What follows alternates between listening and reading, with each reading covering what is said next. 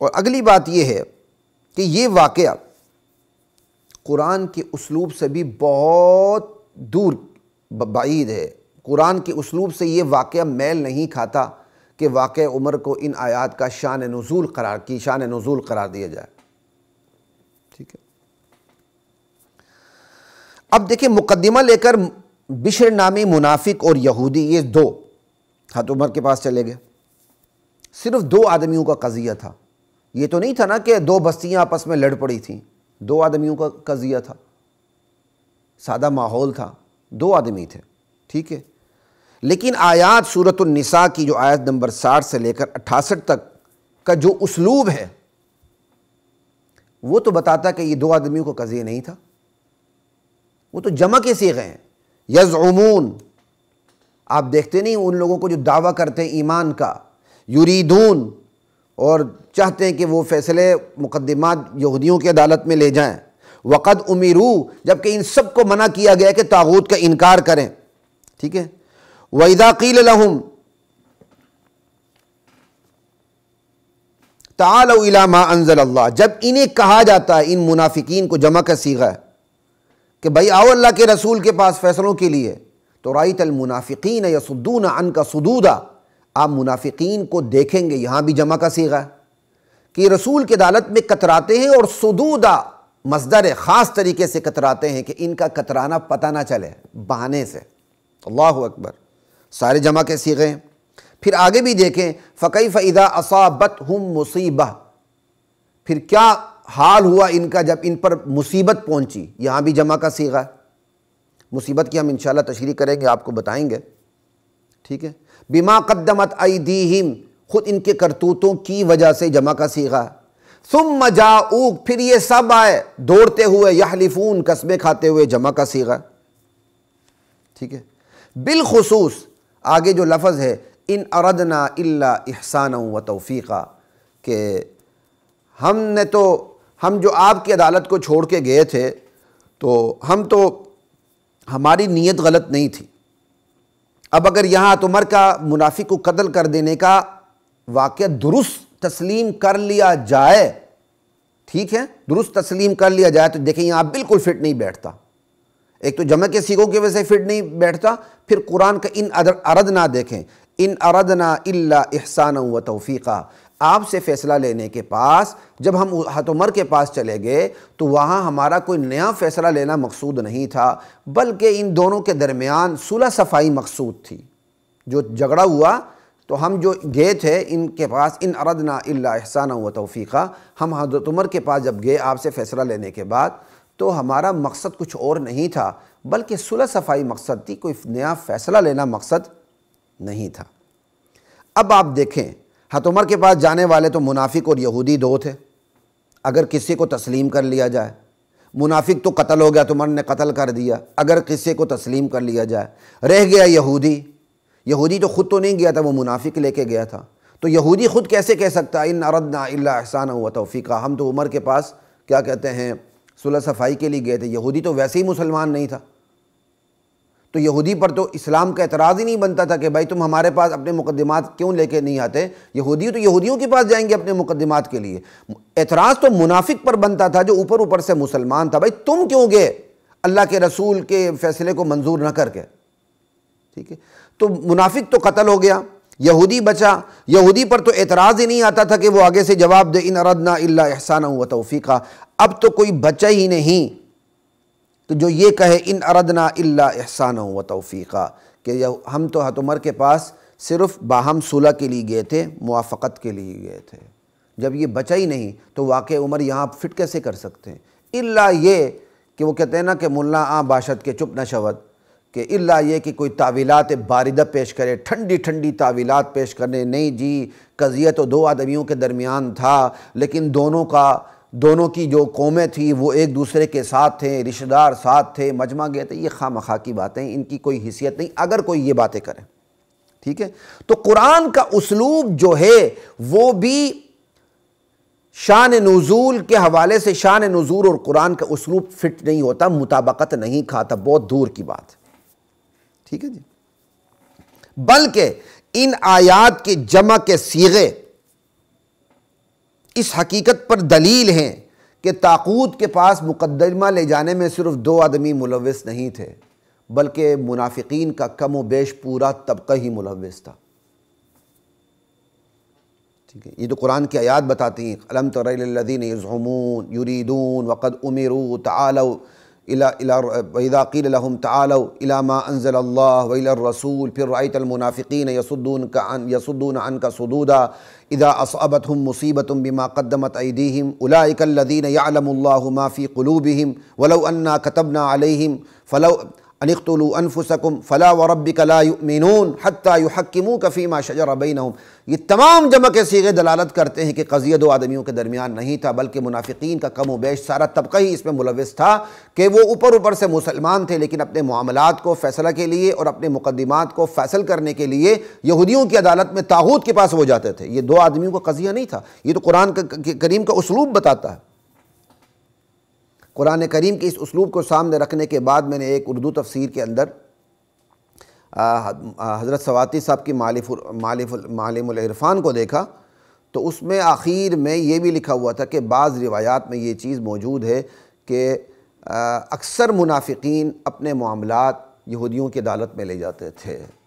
صرف 2 قضیوں کی بات نہیں کی، 2 آدمیوں کے درمیان قضیے کی بات انہوں نے نہیں کی، کہ اکثر منافقین یہ لے جاتے تھے۔ تو خیر مجھے ایک تائید بھی مل گئی، بعض روایات کی سند کہاں تک صحیح ہے مجھے تحقیق نہیں، لیکن ایک تائید سے مل گئی، نہ بھی ملے تائید تو قرآن کریم کا اسلوب اس کے لیے کافی ہے۔ سب سے پہلے قرآن کریم ہے، ٹھیک ہے، تو قرآن کریم کا اسلوب بتاتا ہے کہ یہ جھگڑا 2 آدمیوں کے درمیان نہیں تھا، بلکہ طاغوت کی عدالت میں اپنے مقدمات کو لے جانے میں کم و بیش پورا منافقین کا ٹولہ ہی ملوث تھا، جو باوجود دعوت و تبلیغ کے اپنے مقدمات بارگاہ رسول میں لانے سے کتراتا تھا۔ باقاعدہ ان کو کہا جاتا تھا کہ بھائی آ جاؤ، تعالوا الی کلمۃ سواء، تعالوا الی ما انزل اللہ والی الرسول، یہ قرآن کہہ رہا ہے، اور ہم نے 2 آدمیوں کا قضیہ بنا دیا، منافق اور یہودی کا، اور منافق کو حضرت عمر کے ہاتھوں قتل کروا دیا اور اعتراضات کے اسلام پر انبار لگوا دیے۔ وَإِذَا قِيلَ لَهُمْ تَعَالَوْا إِلَى مَا أَنزَلَ اللَّهُ، جب ان کو کہا جاتا آ جاؤ ما انزل اللہ کی طرف آؤ، رسول کی بارگاہ میں آؤ، تو پھر یہ منافقین کتراتے ہیں آنے سے۔ رأیت المنافقین، ٹھیک ہے نا، آپ یہ دیکھیں یہ اسلوب کیا بتاتا ہے، منافقین کا کم و بیش سارا ٹولہ آپ سے مقدمات کے فیصلہ نہیں کرواتا تھا، بلکہ کتراتا تھا، قریب نہیں آتا تھا، اور مہارت دکھاتا تھا کہ پتہ نہ چلے، یصدون عنک صدودا۔ لیکن جب ان منافقین کا پردہ چاک ہوا، وہ پردہ چاک ہونے کی بات یہ ہے، فَكَيْفَ إِذَا أَصَابَتْهُمْ مُصِيبَةٌ، یہ ہے مصیبت جو ان کے نفاق کا پردہ چاک ہوا۔ اب مصیبت کیا آئی؟ جب ان کی منافقت کا پردہ چاک ہوا، پتہ چل گیا کہ یہ تو بھائی اپنے مقدمات لے جاتے ہیں یہود کی عدالت میں، اس کا مطلب یہ اوپر سے مسلمان ہیں، اندر سے مسلمان نہیں، اور اہل اسلام کو، اسلامی معاشرے کو ان کی غداری کا پتہ چل گیا، یقینی طور پہ پتہ چل گیا۔ ایک ہے نا چھوٹی چھوٹی خبر آتی ہے، اڑتی خبر آتی، آہستہ آہستہ انویسٹیگیشن ہوتی، تفتیش ہوتی ہے، مسلمان معاشرے کو پتہ چل جاتا ہے کہ ہم میں شامل یہ ایک ٹولہ ہے جو منافقین کا ہے، جو مسلمان نہیں ہے، اوپر سے مسلمان ہے، لیکن یہ ٹولہ اپنے معاملات، اپنے مقدمات کو ہمارے حضور کی خدمت میں لانے کے بجائے یہودیوں کے پاس لے جاتا ہے۔ اور جب یہ بات یقینی طور پہ معلوم ہو گئی، قرآن نے اس پر اجمالی بات کی ہے، کیا کہتے ہیں کہ ان پر اس طرح ہوا، ایک واقعے کو لے کر بات نہیں کی۔ جب یقینی طور پر مسلم معاشرے کو پتہ چل گیا، رسول اللہ کو پتہ چل گیا، اور منافقین کو بھی اس حقیقت کا ادراک ہو گیا کہ ہماری منافقت جو ہے وہ کھل چکی ہے، ہمارا پردہ چاک ہو چکا ہے، ہماری غداری، ہماری منافقت، ہمارا کفر کھل کے سامنے آ چکا ہے، کیونکہ وہ تو اعتقادی منافق تھے، کافر تھے۔ تو اب انہیں یہ خدشہ لاحق ہوا کہ ہم کہیں قتل نہ کر دیے جائیں، کہیں اس جرم کی پاداش میں قید نہ کر دیے جائیں، کہیں اس جرم کی پاداش میں ہمیں غلام نہ بنا لیا جائے، کہیں اس جرم کی پاداش میں ہمیں جلاوطن نہ کر دیا جائے، انہیں ان سزاؤں کا خوف ہوا۔ فَكَيْفَ إِذَا أَصَابَتْهُمْ مُصِيبَةٌ بِمَا قَدَّمَتْ أَيْدِيهِمْ، یہ ماں بھی عموم کے لیے، کوئی ایک کرتوت نہیں تھے، کئی کرتوت تھے ان کے، بما جو ان کے ہاتھوں کی کمائی تھی۔ پھر اب وہ دوڑتے ہوا ہے اللہ کے رسول کی بارگاہ میں۔ پہلے ان کو بلایا جاتا تھا تعالوا الی ما انزل اللہ والی الرسول، آتے نہیں تھے۔ رأیت المنافقین یصدون عنک صدودا، جب مصیبت کے پہاڑ ٹوٹنے لگے، خوف خدشہ لاحق ہوا، قتل، قید، جلاوطنی، غلامی، ان کے جب خطرات انہیں لاحق ہوئے، کیونکہ کوئی بھی حساس معاشرہ اپنے اندر غداری کو برداشت نہیں کرتا، اور غداری کی سزا آپ دیکھیں آج بھی سزائے موت ہوتی ہے، تو اسلام کیسے برداشت کرے اپنے اندر غداروں کو جو اوپر سے مسلمان ہو، اندر سے پورے زندگی مرتد اور کافر ہو؟ لا الہ الا اللہ۔ ٹھیک ہے، تو اب جب انہیں سزاؤں کا خوف لاحق ہوا، نبی کی بارگاہ میں دوڑے دوڑے آئے، ثم جاؤک یحلفون باللہ ان اردنا الا احسانا و توفیقا۔ اب آئے نبی کی عدالت میں دوڑے دوڑے، قسمیں کھانے لگے کہ یا رسول اللہ، ہم تو ان کے پاس مقدمات کے فیصلے لینے نہیں جاتے تھے، فیصلہ تو آپ نے کرنا ہے، عدل تو آپ نے کرنا ہے، آپ کی عدالت پر ہمیں اعتبار ہے، لیکن ہم آپ کی عدالت میں آنے سے پہلے ہم آپس میں ہی سمجھوتا کر کے معاملات کو حل کرنا چاہتے تھے۔ جو ان کے پاس ہم جاتے تھے کہ چلیں جی ہم آپ کی عدالت میں نہ آئیں، کسی بڑے کو اپنے درمیان فیصل بنا کے چھوٹے موٹے فیصلے کر لیں، سمجھوتا کر لیں، کچھ مدعی کو دبا دیں، کچھ مدعا علی کو دبا دیں، کیونکہ عدل کے اندر تو فیتا ہوتا ہے، وہاں کوئی رعایت نہیں ہوتی۔ لیکن اگر عدل سے اتر کے آپ احسان کی طرف چلے جائیں تو وہاں کچھ لوگ کچھ دو کی بنیاد پر فیصلے ہوتے ہیں جو اسلام میں جائز ہیں۔ کہا ہم تو عدل لینے نہیں گئے تھے، ان اردنا الا احسانا، ہم تو احسان لینے گئے تھے۔ پھر ہم جو ان کے پاس احسان لینے گئے عدل کی بجائے کہ وہ تصفیہ کروا دیں، ایک تو متنازع فریقین کے درمیان فیصلہ ہو جائے گا، دوسرا یہ کہ ہمارے اور یہود کے درمیان بڑے فاصلے آ چکے ہیں، چلیں جی یہ خلیج کم ہو جائے گی، ہماری طرف سے ایک رواداری ہوگی کہ ہم ان پر اعتبار کرتے ہیں، دیکھو ہم اپنے معاملات میں سمجھوتا ان کو سامنے رکھ کے کرتے ہیں، تو اس طرح وہ اسلام کے قریب آئیں گے ہماری رواداری کی وجہ سے، جیسے کہ آج کل بھی نعرے ہوتے ہیں۔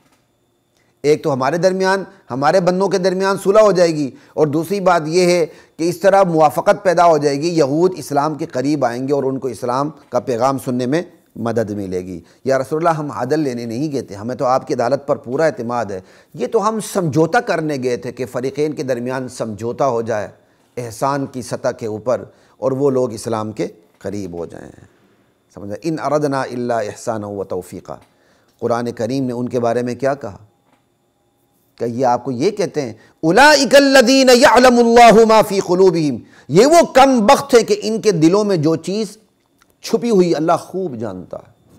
اب دو آدمیوں کی بات نہیں تھی، یہ منافقین کی کم و بیش سارے ٹولے کی بات ہے کہ ان کے دلوں میں جو چیز چھپی ہوئی ہے قرآن اللہ ان کو اچھی طرح جانتا ہے۔ فَأَعْرِضْ عَنْهُمْ وَعِظْهُمْ وَقُلْ لَهُمْ فِي أَنفُسِهِمْ قَوْلًا بَلِيغًا۔ پھر آگے قرآن ایک لطیف انداز میں دھمکی بھی دیتا ہے کہ وَلَوْ أَنَّا كَتَبْنَا عَلَيْهِمْ أَنِ اقْتُلُوا أَنفُسَكُمْ أَوِ اخْرُجُوا مِنْ دِيَارِكُمْ مَا فَعَلُوهُ إِلَّا قَلِيلٌ مِّنْهُمْ۔ تم نے اتنا بڑا جرم کیا ہوا ہے یہ کہ اوپر سے اسلام لانے کے باوجود، اوپر سے اسلام لاتے ہو، اپنے معاملات کو، اپنے مقدمات کو تم طاغوت کی عدالتوں میں لے جاتے ہو۔ اس جرم کی پاداش میں اگر ہم یہ حکم بھی جاری کر سکتے تھے کہ تم ایک دوسرے کو قتل کرو، ان اقتلوا انفسکم، یا خودکشی کرو، دونوں تفسیریں ملتی ہیں، یا گھروں کو چھوڑ کے تم نکل جاؤ، ہم گھروں کو چھوڑ کر نکل جانے کا حکم بھی تمہیں دے سکتے تھے، ایک دوسرے کو قتل کرنے کا حکم بھی دے سکتے تھے جیسے بنی اسرائیل میں ہوا، خودکشی کرنے کا حکم بھی ہم جاری کر سکتے تھے، لیکن تم پہ ترس کھا کے ہم نے یہ حکم جاری نہیں کیا۔ اللہ اکبر۔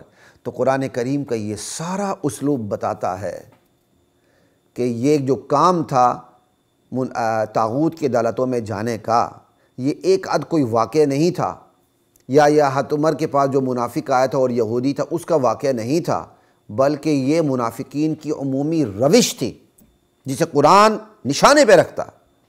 تو قرآن کے اسلوب سے بھی یہ جو واقعہ حضرت عمر کا بیان کیا جاتا کہ انہوں نے منافق کو قتل کر دیا، قرآن کے اسلوب سے بھی یہ بالکل غلط ہے۔ سندن تو حدیث صحیح نہیں، محض تفسیری روایات ملتی ہیں، ان کی بھی کوئی حیثیت نہیں، قرآن کے اسلوب کے حوالے سے بھی یہ بات غلط ہے۔